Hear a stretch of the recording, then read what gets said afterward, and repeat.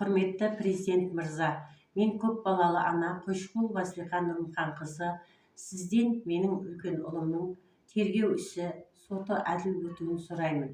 Осы 25 жылы наурыз айының басында Маңғыстау облысы Ақтау қаласының Мұнайлы ауданында болған бір отбасының газдан уланып, 5 бала әке-шешесі қайтыс болған.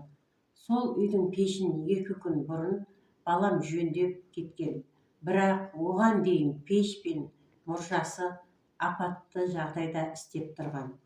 Қазір тергеу ісі бойынша ұлымды кінәлап 2 айға изоляторға қамап тастады. Оған дейін ДШС қызметі 2023 жылы ғана болған. Ешқандай қауіпсіздік шаралары жүргізілмеген. Сіздің осы іске көңіл бөлгеніңізді өтініп сұраймын.